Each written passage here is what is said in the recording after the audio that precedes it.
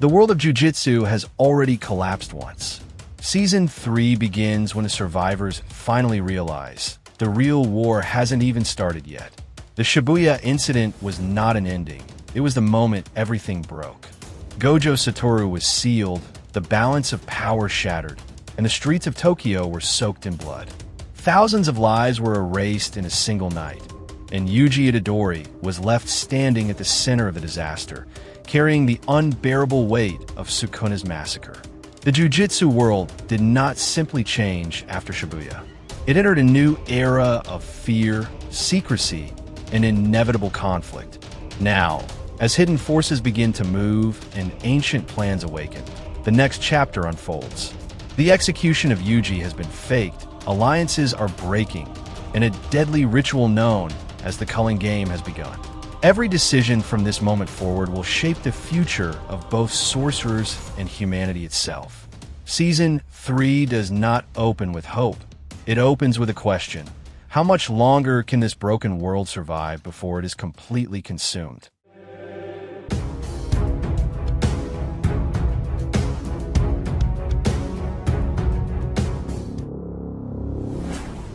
Oh yeah, so we can keep interacting and making the anime storytelling world even more fun together. Don't forget to subscribe, hit the like button, and drop your thoughts in the comments to keep the vibe going. Alright guys, let's jump straight into the discussion. Let's go. The second season of Jujutsu Kaisen closed in complete devastation. The Shibuya incident was not simply a battle. It was a catastrophe that shook the entire Jujutsu world to its core. Gojo Satoru was sealed. Thousands of civilians lost their lives, and Yuji Itadori was left carrying the heaviest burden of all, the massacre Sukuna committed using his body. The final scene showed Yuji standing alone among the ruins of Tokyo, a broken city, silent, soaked in death. He slowly brought his hands together, not as a signal to fight directly, but as a challenge, an open invitation to every cursed spirit still hiding in the city. That moment marks the true beginning of Season 3. Far from Shibuya's destruction, the Zenin estate sat beneath a gray sky, unnervingly quiet.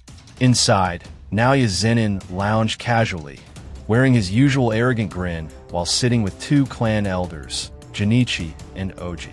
The tension in the room was thick until Oji finally broke the silence, scolding Naoya for arriving late.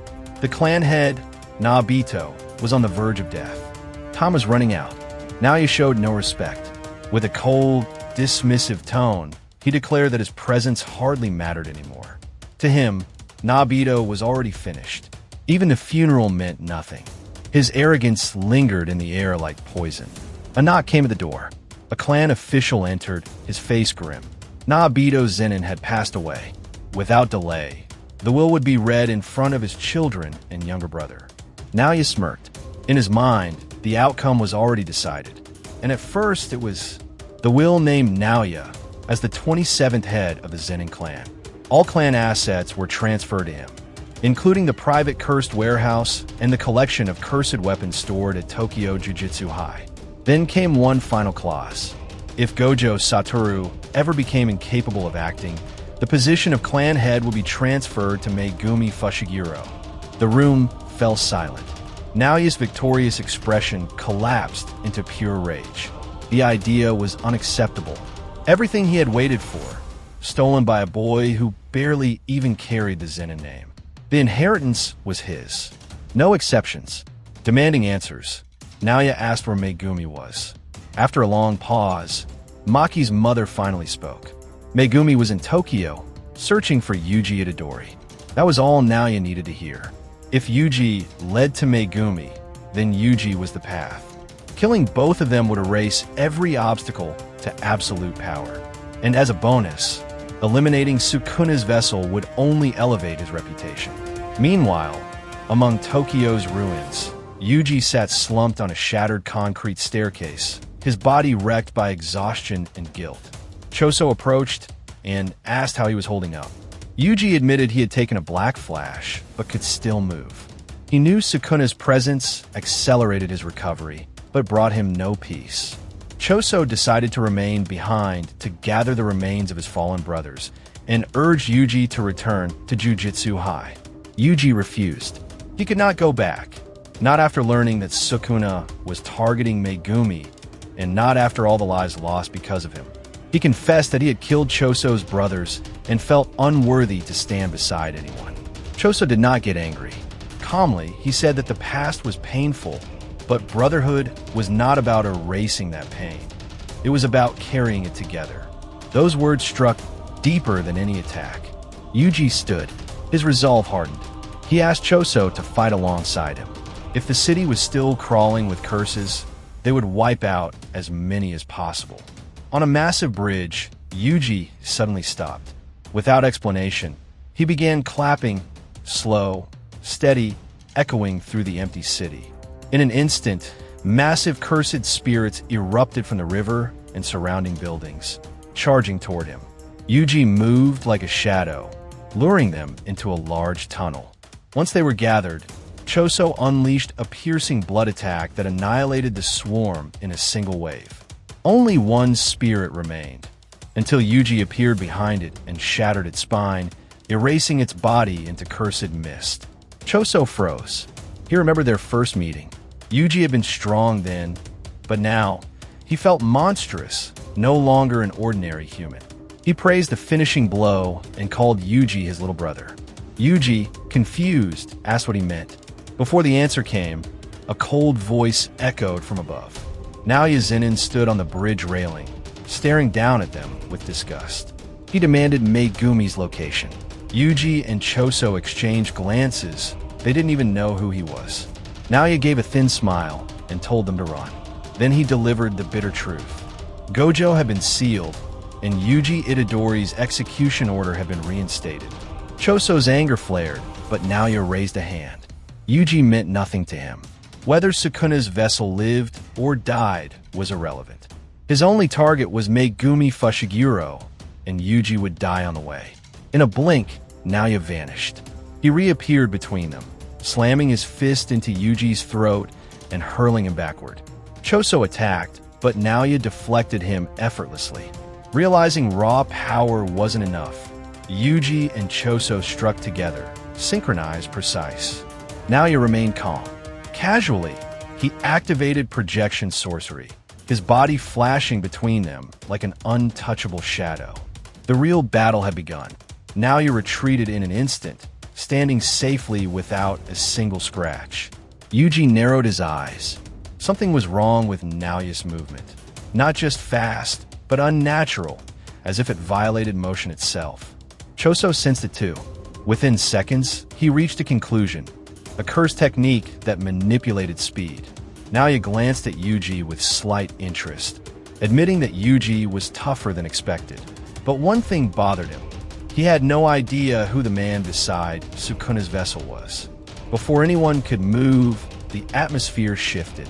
A crushing wave of cursed energy flooded the bridge, cold, heavy, suffocating. All three froze. Yuji's first instinct screamed in his mind. Gojo. But the presence was wrong. Too cold, too dark, far more threatening. Slowly, Yuji turned. On the rooftop under pale moonlight stood Yuta Okatsu. His gaze was sharp, empty, the eyes of a hunter who had chosen his prey. Without a word, Yuta drew his sword and leapt. The impact shattered the bridge. Cracks spread, structures collapsed. Yuta rose from the debris and began walking forward. Every step slow, steady, and lethal. Choso's blood ran cold. That cursed energy was overwhelming. There was no doubt this was Yuji's executioner. Naoya casually remarked that, technically, Yuta was on his side. The name clicked in Yuji's memory. Megumi had mentioned him, a second-year student, a special-grade sorcerer. On Gojo's level, Yuta looked at Naoya with clear displeasure and demanded to know who he was. Naoya introduced himself lightly, mentioning he was Maki's cousin, and stated he had no intention of interfering with Yuta's mission. He simply wanted Yuji dead. Choso quickly moved beside Yuji and whispered, "Run." He would handle Naoya alone. Facing two monsters at once was suicide. Yuji hesitated. Choso insisted. Yuta was the real threat. Escape now. They would meet again later. But the plan shattered in an instant. Naoya exploded forward, his kick crashing into Choso's abdomen with savage force, shattering the blood technique before it could fully form. At the same time, Yuta was already in pursuit of Yuji. The distance between them vanished in seconds. Choso realized it too late. He had gravely underestimated Yuta's speed. His regret was cut short as Naoya's fist smashed into his face, sending him flying. Naoya studied him calmly, commenting on his blood manipulation. Strange, he said, that someone outside the Kamo clan could wield such a technique. But it didn't matter. Choso's defeat was only a matter of time.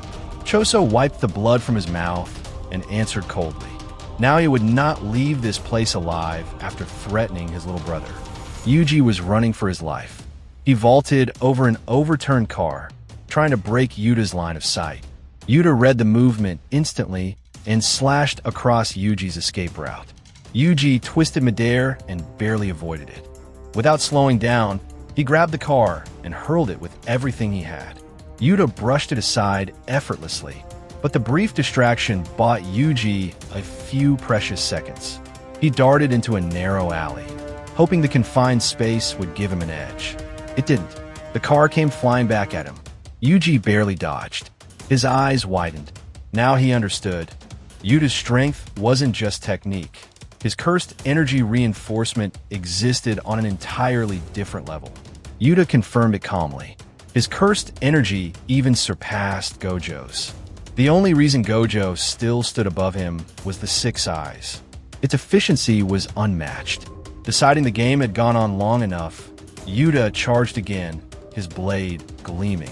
Yuji dodged desperately. Every movement Yuta made carried lethal intent. It wasn't just the sword. Yuta's entire body was a weapon. The problem wasn't prediction. Yuta could absorb almost any blow through sheer cursed energy reinforcement. Still, Yuji refused to fall. He spotted an opening, dove into a nearby car, snatched a small knife from the passenger seat, and burst back out as Yuta attacked. The slash came. Yuji blocked it with the knife. Yuta paused, surprised for a fraction of a second. Yuji countered immediately. Their clash continued without pause. Yuji forced all of his cursed energy into the small blade.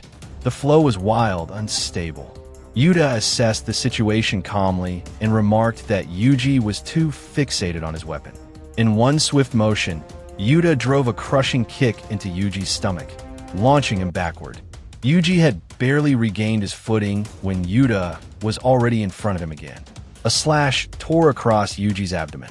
The knife cracked, then shattered. Yet Yuji didn't collapse. He twisted with the strike, locked Yuta's blade between his legs, and slammed it into the ground with brutal force. The sword broke. Yuta slid back several steps, stunned. Staring at the ruined weapon, he admitted one thing. This would not be easy, not against someone trained directly by Gojo. Yuji stood trembling, wounds open, breath heavy, but his resolve unbroken. That confidence lasted exactly 1 second. Two massive hands seized his head from behind. "Rika." The voice was cold. Yuta glanced over casually and said they were just playing, then politely asked Rika to hold Yuji in place. Yuji struggled, but the creature's grip was absolute. Yuta stepped forward. Without emotion, he drove the broken blade straight into Yuji's chest. Blood burst from Yuji's mouth. Yuta whispered an apology. Deep within Yuji's soul, Sukuna awakened. At first, he was startled. Then he saw something and smiled. Meanwhile, inside the underground tunnel, Choso could barely stand. Naoya's projection sorcery turned his movements into flashes of light. Every strike carried devastating force. Choso couldn't read the technique, and without external blood, most of his strongest attacks were ineffective. Naoya admitted that Choso was tougher than expected and demanded to know who he really was. Choso straightened. His eyes hardened. He declared himself the eldest of 10 brothers, an activated flowing red scale. Cursed energy flooded his body. Naoya dodged and appeared behind him, but this time Choso managed to lock him in place. Even so, Naoya landed a brutal blow that tore open Choso's abdomen. Blood poured out. Naoya smiled, drew a small blade. and announced that he had decided to interfere directly with Choso's blood control. Mocking him, he asked how long Choso planned to keep standing. He even apologized for using a weapon, calling it undignified, then unleashed his hatred towards sorcerers who relied on tools, including his own siblings. Choso stared at him and asked if he truly despised his family that deeply. Naoya answered without hesitation. An older brother weaker than his younger sibling deserves no title at all. Choso rejected that belief. To him, an older brother exists to protect, guide, and carry the burden. That is true strength. As those words left him, blood erupted in all directions, flooding the ground in horrifying volume. Naoya froze. He couldn't understand how Choso was still alive. What he didn't know was that Choso was not fully human. As a death painting wound, his blood was born from cursed energy itself. As long as that energy remained, blood loss would never be enough to kill him. With that power, Choso shaped the ocean of blood on the ground into a massive crimson wall, completely severing Naoya's vision. Seeing Choso slow, Naoya mocked him, convinced his stamina had finally run dry. That mistake nearly cost him his life. Choso appeared beside him instantly and fired piercing blood at point-blank range. Naoya twisted away in time, but his attention was dragged downward. The ground beneath his feet had transformed into a living pool of blood, creeping closer in rhythm with a heartbeat. Naoya adjusted his footing, trying to avoid contact long enough. But Choso's kick landed cleanly. Naoya blocked, yet a strange vibration surged through his body. Something was wrong. His arms felt heavy. His movements slowed. He looked down. His eyes widened. Dark stains had already spread across his clothes. Blood had bonded to his skin. At that moment, everything became clear. Choso had planted microscopic traces of blood inside his body, disrupting his movements from within. Across the battlefield, Choso calmly prepared his next attack and declared, "This is the end for the arrogant heir of the Zenin clan." Naoya clenched his teeth. He refused to panic. Even restrained, he could still move. He challenged Choso to strike. He trusted projection sorcery to escape anything. But the pressure in the air changed. Staring at Choso, Naoya felt something unfamiliar. This wasn't piercing blood. What was forming was far more violent, far more unstable, and far more lethal. That technique was no ordinary attack. It was the perfected evolution of blood manipulation, refined through generations. Supernova. A colossal sphere of blood erupted from the center of the strike, exploding outward in every direction and shattering into thousands of high-velocity projectiles. Each fragment tore into Naoya's body from all sides. There was no path to escape, no space to defend. When the storm finally faded, Naoya lay motionless on the ground, his body shattered, barely breathing. Silence swallowed the battlefield. From the shadows, Yuta stepped forward, dragging Yuji by the collar of his hoodie. Yuji's body hung limp, unresponsive. Choso had only just managed to stand when Yuta's fist crashed into his face, sending him back to the ground. Yuta surveyed the wreckage with an empty expression, then turned toward Naoya, who was now crawling through blood and debris, consciousness slipping away. Naoya felt Yuta's gaze. Rage boiled beneath the humiliation crushing his pride. Being reduced to this shattered his entire world. Before he could speak, blood burst from his mouth. Panic surged. Poison? A delayed effect from Choso's technique? The truth struck harder. Choso was not human. He was a cursed being. And after Naoya's body had been wounded by something inhuman, his system began rejecting the foreign blood that had infiltrated him. Seeing his condition, Yuta offered him salvation. He could heal him using reverse curse technique, on one condition. Naoya must report back to Jujutsu headquarters and confirm that Yuji Itadori was dead. Yuji's consciousness drifted, then a memory surfaced.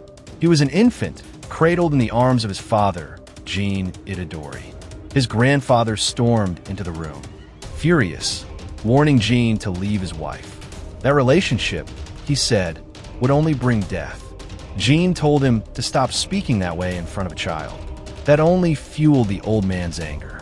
He accused Jean of desperation, reminding him how badly he had wanted a child after failing with his previous wife. Before the argument escalated further, a woman with stitches across her forehead entered the room. She called him father-in-law and calmly asked what he meant by those words. Yuji jolted awake, gasping. He was sitting beside a campfire. Warmth brushed his face. Across from him sat Yuta. When Yuta saw Yuji awake, he released a small, relieved laugh. He explained that the execution earlier had been a performance, a carefully constructed act created for a special situation. Months ago, Gojo had come to him with a personal request. If anything ever happened to him, Yuta was to protect the first and second-year students. But Yuji worried him the most. Just like Yuta once was, Yuji had been secretly marked for execution to eliminate a greater threat. So Yuta devised a plan. He accepted the role of executioner and formed a binding vow to truly kill Yuji. That was the only way to convince the higher-ups. Yuji asked how he could still be alive if the vow was real. Yuta answered. The moment Yuji's heart stopped, he immediately revived him using reverse curse technique. He admitted he wasn't certain it would work. He had simply gambled on Yuji's durability. Bitterly, he added that this was the second fabricated death Yuji had endured.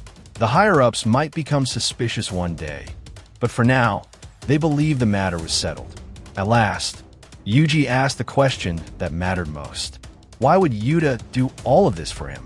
Yuta replied without hesitation, because Yuji mattered to the people who mattered to him.